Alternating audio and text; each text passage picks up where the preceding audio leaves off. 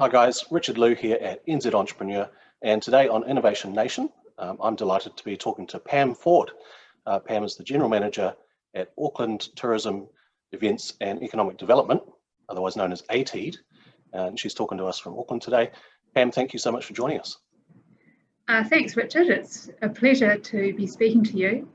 It's funny you say that I'm from ATEED because this afternoon, our new name, we're merging with another organisation, will be decided by our councillors. So yes, I'm with ATEED at the moment, but come 1st of December, I'll be working at a yet to be named organisation. Awesome. Yeah. Okay.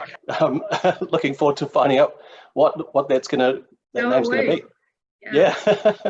So can we just start then, Pam? Can you just tell our viewers a little bit about I guess your role, and indeed the role of the organisation currently known as ATEED. What is it you guys are all about?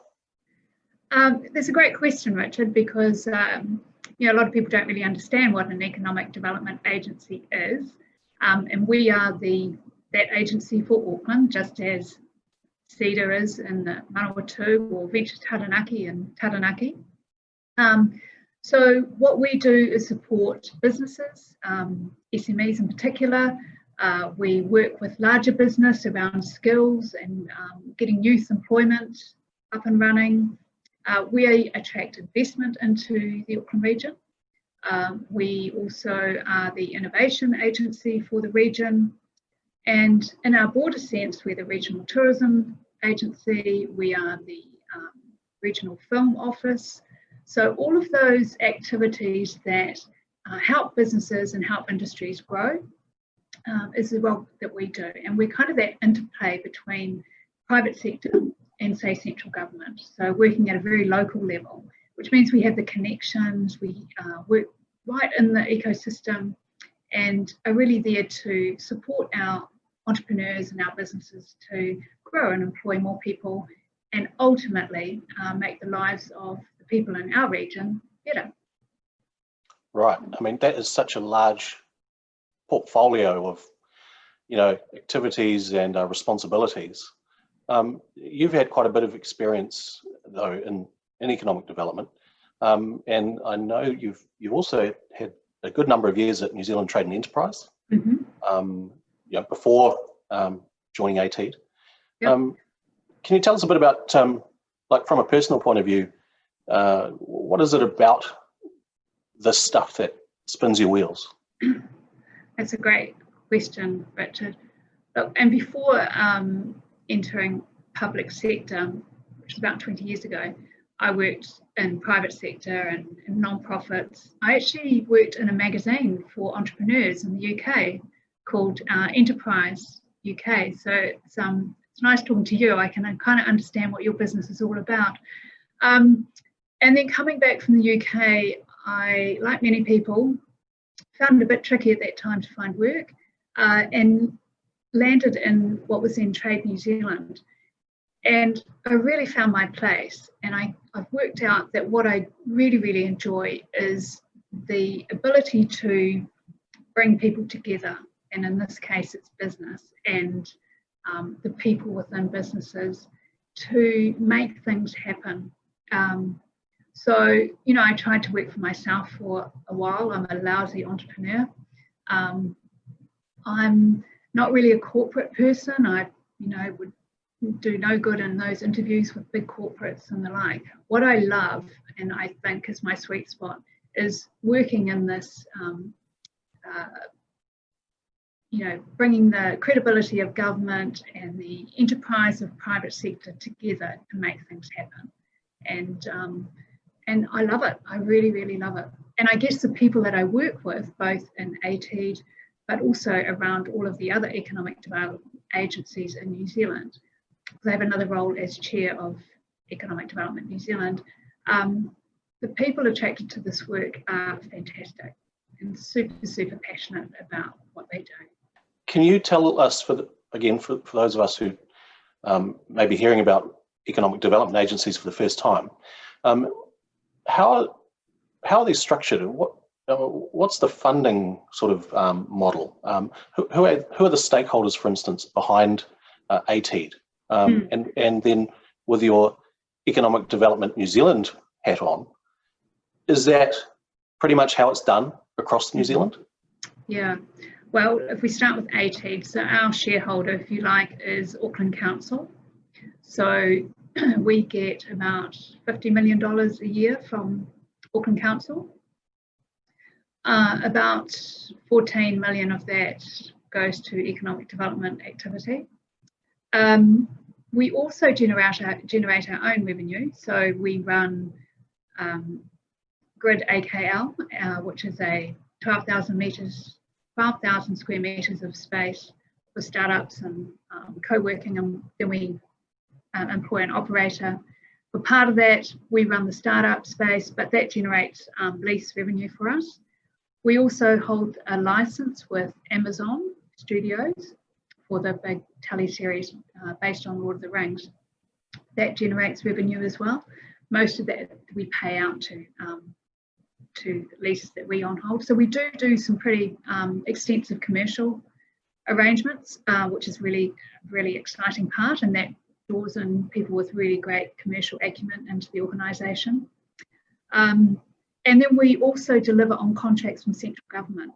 So, for example, during COVID, we pitched to the Ministry of Social Development for a careers program in creative tech. So we're about to roll out a program in creative tech, so AR, VR, post-production, that sort of thing. So base funding for us comes from council.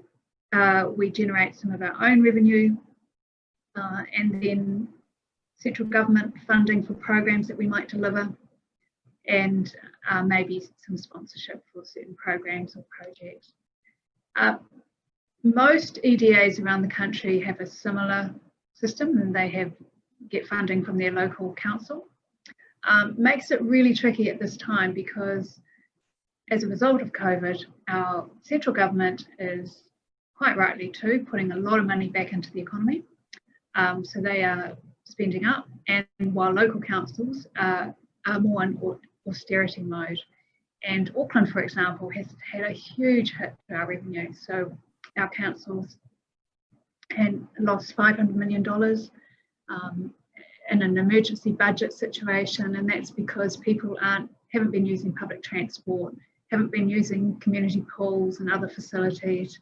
The revenue generated from our shares in Auckland Airport are down, so all those sorts of things impact. And so you've got this weird dichotomy at the moment where everything is local, which is fantastic. Local EDAs are I believe, the place that knows how to make local happen, because we know the players, we know how to make things work. But many EDAs are really impacted by a loss in revenue at local level. Can we talk about, so I'm originally from Auckland, and know fairly intimately a bit about the development of what I would call the Auckland startup ecosystem, or tech and innovation ecosystem. There's been a lot of learning, over the 20 years that I've sort of been following that growth. Now, with about a third of New Zealand's population, and I think GDP, gross domestic product, that is, or output, being around about 40% of New Zealand's entire GDP. Would it be fair to say that Auckland, just by virtue of its size and population and it's the economic development conversation, is there more to be playing with just to begin, to start with? And by that I mean, more people means more potential people starting businesses, more potential people wanting to start high growth or tech-based businesses. Would you say that compared to the rest of New Zealand, that would be a fair sort of assessment? Whereas smaller regions with smaller populations are going to find it a bit harder to generate the sort of momentum that Auckland has over the last couple of decades. Yeah, that's a fantastic point. I mean, you and I both started out with that Auckland tech scene about the same time. It was when I was at NZT, you were probably at Icehouse just when tech was taking off. We have identified tech as being the sector that we want to go hard on for the next 5 years. Yeah. And so that goes to your point about recognizing your strengths and building on your strengths. And as the place that attracts also a lot of the foreign direct investment into New Zealand, a lot of investor migrants, if they don't go down to Wanaka where you are, they'll be in Auckland, maybe Tauranga, a few in Queenstown. But yes, being the engine hub of the New Zealand's economy in terms of financial services and all of the commercial services kind of lends itself to a tech ecosystem and startup. So tech has really gone fantastic over the last 10, 20 years. What we're saying and seeing is we need to accelerate that even further, because you've got a lot of displaced workers at the moment. Through any recession, you're going to see a burst of entrepreneurship, people with new ideas going, I've lost a lot. What have I got to lose? Let's go for it. And the other thing that has happened is a much stronger, I think, sense of collaboration and working together. And let's try this, let's do this. So tech, yeah, that's a really good point for us, is something that we want to really try and stimulate and encourage. So, and also tech is an enabler. I mean, our size also brings its problems and challenges around disparity, inequity, and how can we use technology, digital as an enabler for all people. Now, there's quite a few initiatives I'd like to just take some time to unpack a little bit, if you wouldn't mind, Pam. Sure. Some of those being, of course, the Grid Auckland Innovation Precinct. You know, we're quite a few years now into that's development since its first sort of conception, and then of course the building of the actual physical buildings that down at Wynyard Quarter, which Grid Auckland now occupies. Can you tell us a bit about that? I mean, 12,000 square meters of space dedicated to encouraging and facilitating new startups and entrepreneurs. How's that all? What's the assessment, after a few years in? Well, Grid AKL, it's a fantastic story, and it started by a group of private sector people, an innovation advisory group, over 10 years ago, going, what does the city need? So a bit like a conversation you and I are having now. And it was decided we needed to put more emphasis on innovation. And we knew that Wynyard Quarter was being redeveloped by the then Waterfront Development Agency. So a lot of work went into how can we actually get some funding for this and developing. And then in 2014, we set up a pilot in an old building, which has been pulled down now, and there's a flash set of apartments there. So the Polpero building was kind of the pilot test of how can the startup community kind of idea work, which it did. And in the meantime, we were underway with reconverting a heritage building and building 2 buildings, and then building a lovely new 5-story building. So Precinct Properties been involved in all of that. And so the Grid AKL as we know it now really opened in 2016. So it's been a few years in, and you've got a real sense of mini ecosystem there. So you've got the startups in what we call Lights Out Building, which is a building that ATEED operates. A fantastic vibe. There's a cafe underneath. Anybody can go into the cafe. Anyone who's visiting Auckland. And then you've got the Flash building at Madden Street, which, Google are there, Amazon Web Services are in one of the buildings, Salesforce are there. So you've got all of the big players, you've got the startup and things in between. And it's a place where a lot of events happen. Thousands of people have gone to events in that area. Surrounding the Grid AKL campus is the likes of Fonterra, Kiwi Bank have just gone in there, Air New Zealand, Microsoft, IBM. So you've got a whole ecosystem and a real, I think at one point they worked out about 60% of New Zealand's GDP is in that small area, because you've got all these big corporates and you've got the startups. And so a company like ASB Bank, who's also headquartered in Wynyard Quarter, relocated their innovation team into Grid AKL so that they had their own space to be free to do what innovation teams do. And Fonterra had an innovation team in there for a while. So it's providing a really great space for people to generate. The Spark 5G lab grew out of that. It's now been moved into the Team New Zealand building for America's Cup. So it's a really wonderful, dynamic space, and starting to see some great examples of companies coming out of that environment. So from an economic development point of view, for other regions or people watching this, what are some of the lessons, around this experiment, if you like? So one of the key lessons is you need to give it quite a bit of time, but like anything to grow, it really needs nurturing. So you need to have a good system which has got to be people-based. So things have to be curated, things have to be guided, cared for. And so you can't just build a building or rent a space and paint all the walls white and put up a few stickies. It really depends on the people that you've got that are going to activate, bring people together, provide services, pull experts in and mentors and all the rest of it. So it really is creating a little village, I guess, of people that can help nurture startups and entrepreneurs. Very and then cool. It creates its own energy and keeps going. Okay, but what you're saying is you need to do the work to get the snowball rolling, so to speak.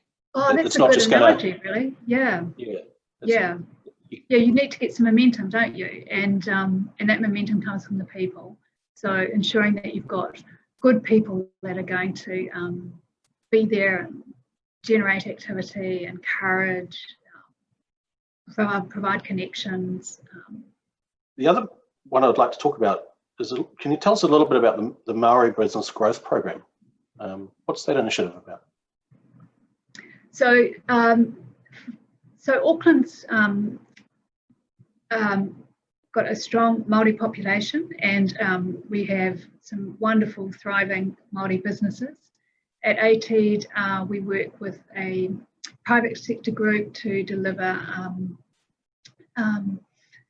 Whariki, which is the Maori Business Networking Group, and so that's people who are running Maori business or Maori in executive positions or in corporates. And so that provides a really great networking group and fostering kind of program. And then through COVID, through the Regional Business Partnership Program, there has been allocation of funding for Maori businesses, which has been well taken up. And then we add on, or we have a team that develops specific business programs suited for Maori. We've also coming up in November a Maori Business Summit, which will be a place and a way to kind of set what are the priorities for Auckland and for ATEED to take up into the new year 2021. Can we talk now a bit on the fallout from the COVID pandemic for Sure. Auckland specifically? You mentioned basically a $500 million hole in the Auckland Council budget because people weren't able to get out, use the transport and the facilities. Yeah. When that all sort of went down, what did that look like from your organisation's point of view? I mean, and how did you sort of get yourself together to deal with the challenge that you saw coming down the pipe? Well, a few things there. I mean, the other immediate impact on our ATEED budget was we have a targeted rate that hoteliers pay, which contributes to the spend for major events and tourism. So that was halted immediately.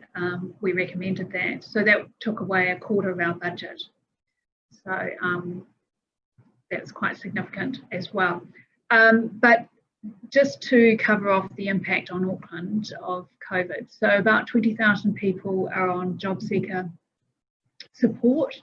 And so the proportion of our workforce on job seeker support is now higher than what it was in the GFC.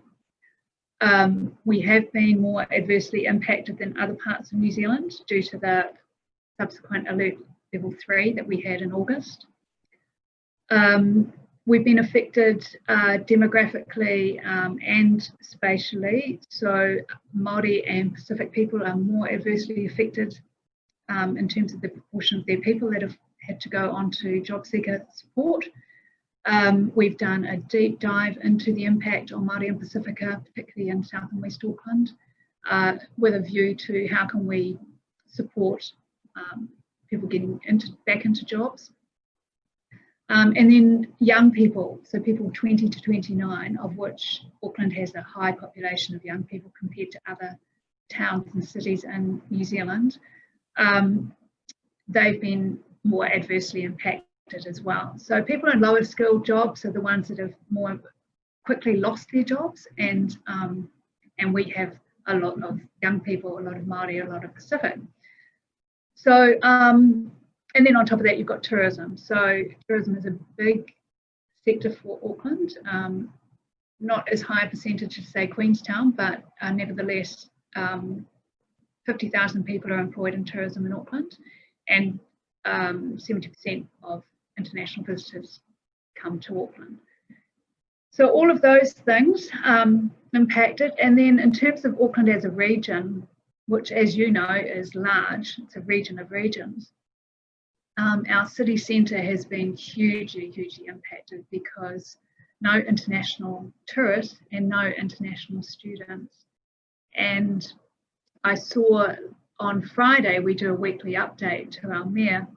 The spending across Auckland is now 2.5% down on what it was last year. Anyway, these are comparatives. So 2.5 across the region, but the city centre is 44% down. So it's just had this huge whack because people working from home, as well as the no students, no tourists. It's going to take a long time for that to come back up. In terms of what do we do, like all good Kiwis, we got stuck in, and I have a team here that delivers the Regional Business Partner Program, the government support for SMEs, and government tipped a whole lot of money into that program to support SMEs. So we went from a team of about 10 people and have had to take that up to around 40 just to help get all of that demand met. So we have registered about 7,000 businesses since March to the end of September and got $15 million out the door to businesses, that includes the Maori fund and a tourism fund. So that was one immediate response, and it meant that we had to redeploy a lot of our own people onto delivering RBP. And that's gone extremely well. On the destination side, so with the tourism and hospitality side of business, a recovery plan was developed with industry. So there's 25 actions within that, which is the living document. It's based on the Destination Auckland 2025 strategy. And ATEED is kind of the guardian of that plan, but it's for industry, and we help deliver that. And then the other thing we did goes to a key role of economic development agencies, in my view, is around that convening power. So on the 5th of August, which was fortunately a week before we went back into lockdown 3, alert level 3, we held what we called Auckland's Future Now. We brought together 200 business leaders and economic thinkers, And out of that, we created a 5-point plan to help Auckland's recovery. And that has been really, really useful for trying to refocus and prioritise our efforts.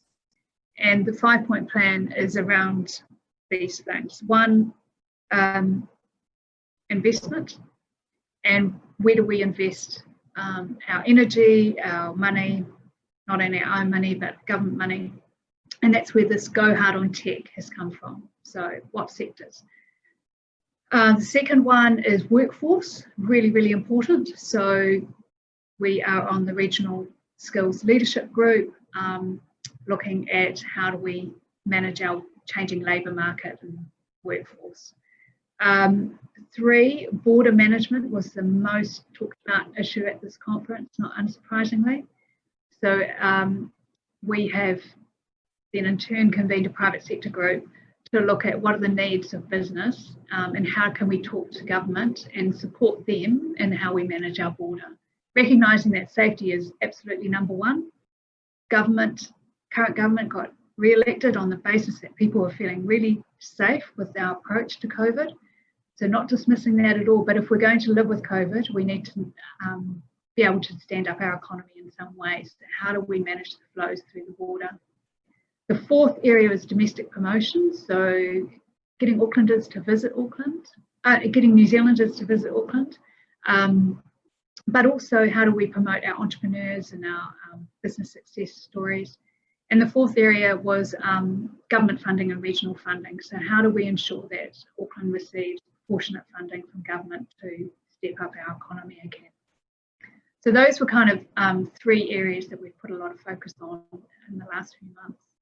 In this weird year, strange old year, not quite through it yet, but so who knows what else might happen. But, you know, have there been any sort of highlights that have stood out for you in terms of, I guess, innovation, sort of entrepreneurship? It's really good thinking about this conversation, Richard, and it brought to mind a whole lot of really cool stuff that we've been doing. And so I will just run through those things that came to mind.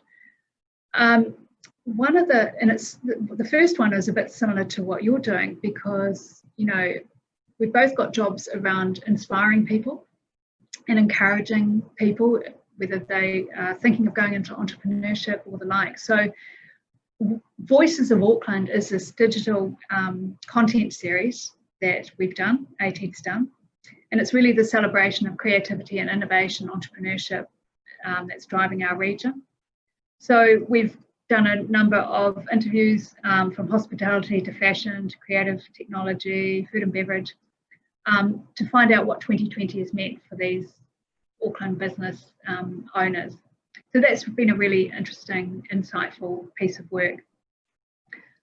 Pre-COVID and now out of lockdown, or I realise we're on level 1, but we've been working with private sector on a really exciting initiative called Click Creative Tech Studio.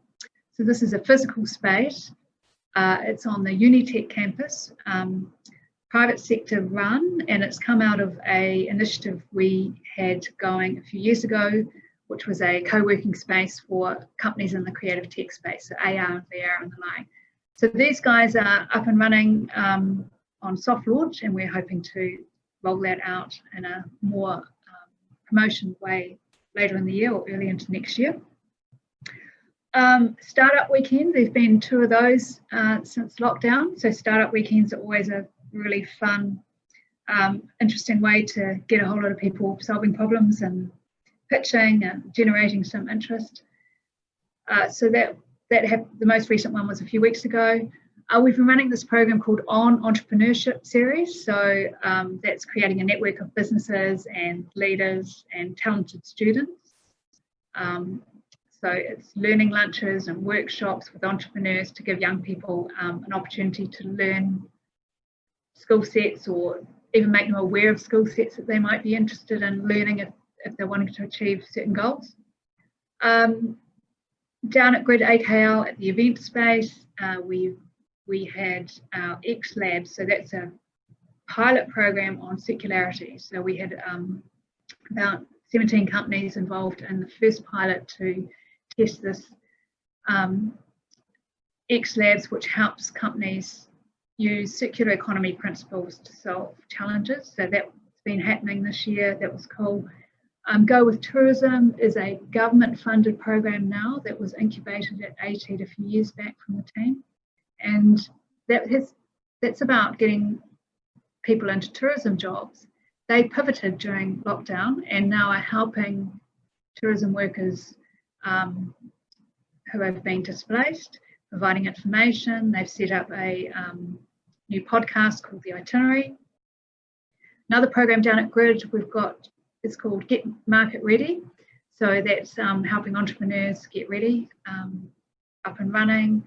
So there's been lots and lots of interesting programs popping up. And the challenge has been to still keep focus and have enough people to actually deliver these programs. But there's a real energy, I think, around this space, which is exciting.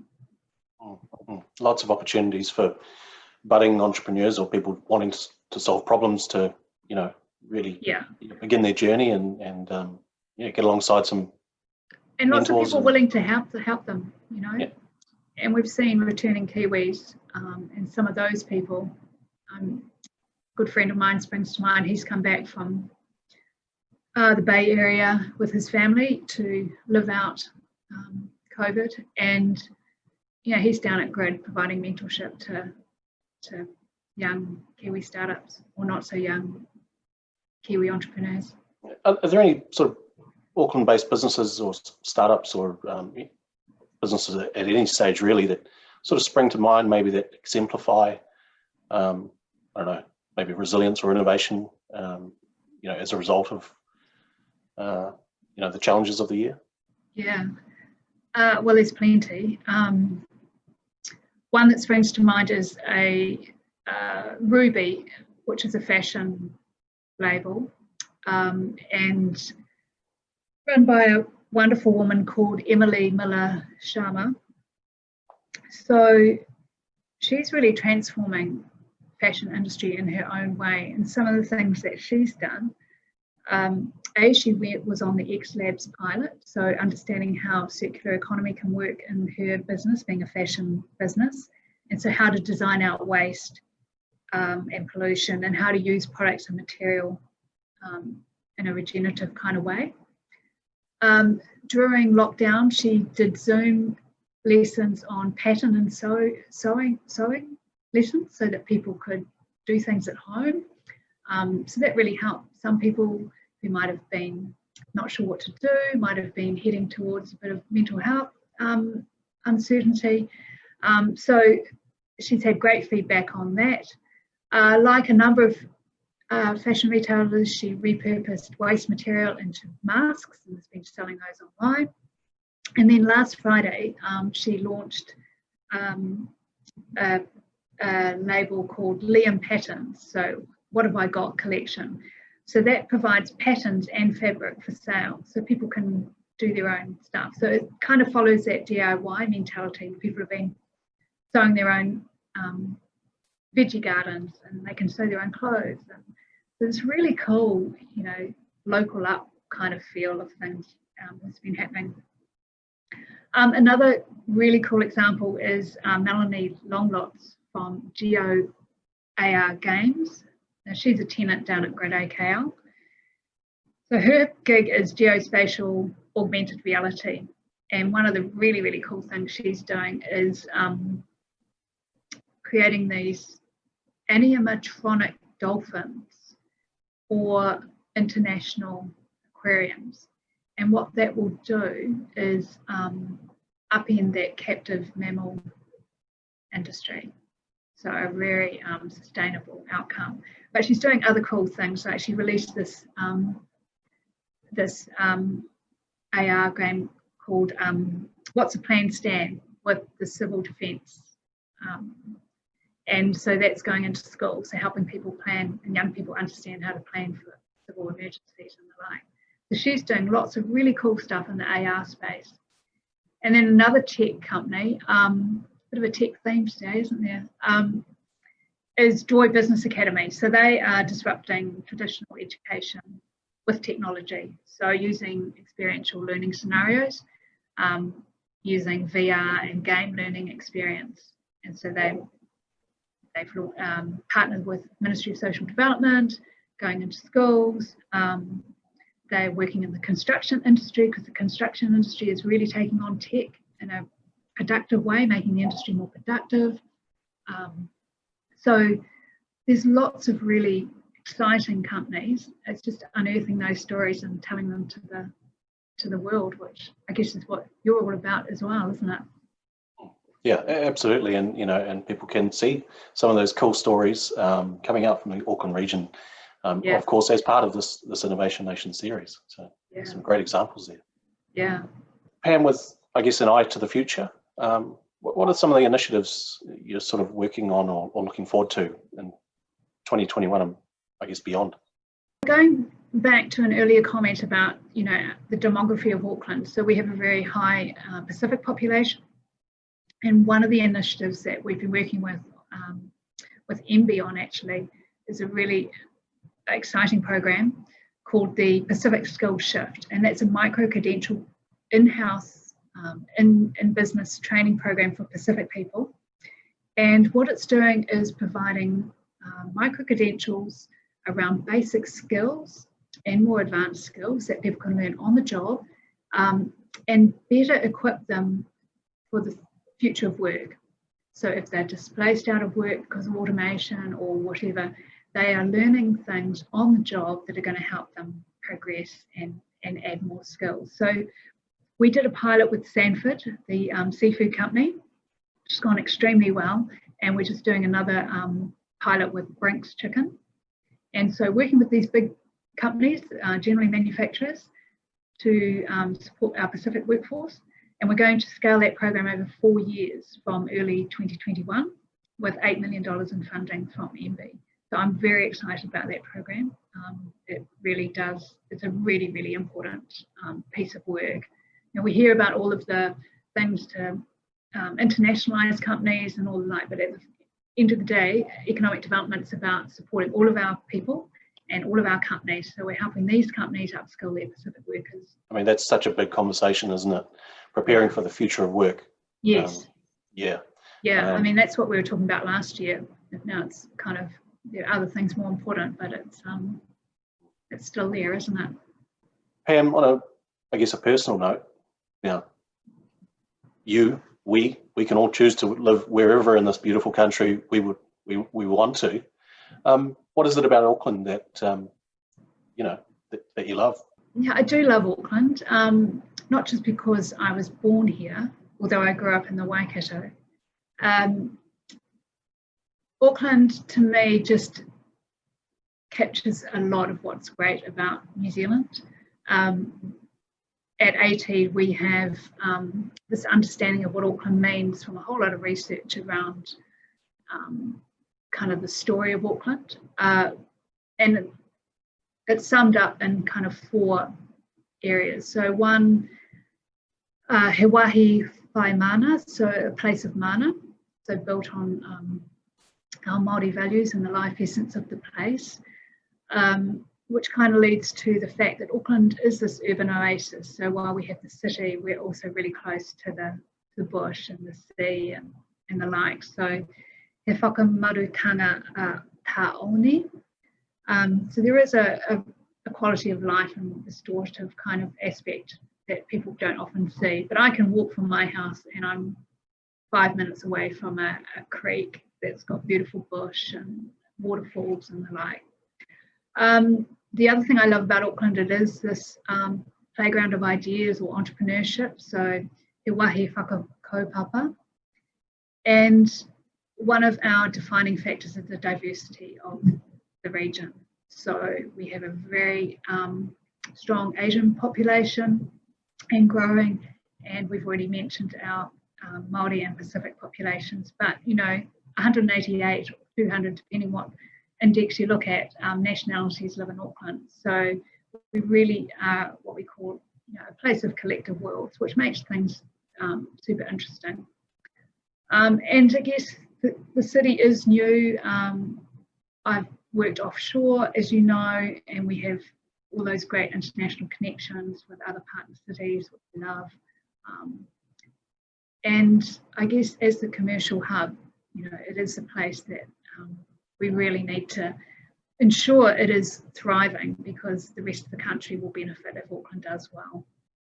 And that's what I love about the privilege of the job that I do, and the people that I work with, and the city that I serve. Pam, it's been absolutely fascinating talking to you today. And for those watching from both within Auckland and around the country, any sort of last messages you'd like to leave people with? It's been an absolute pleasure, Richard. Thank you so much. I really enjoyed talking to you. One thing I'd like to leave with you is what we all experienced through COVID and even now. And it was that idea that we're a team of 5 million. And, we work in our towns or cities and in our agencies, but actually we're all here for the good of New Zealand. And I think that's what's going to get us through. So that whole collaboration, caring for each other, understanding that we're all in this together, and it's an unusual time, and let's see how we get through it. Cool. That was Pam Ford, General Manager at ATEED, or the organisation currently known as ATEED. Thank you for joining us.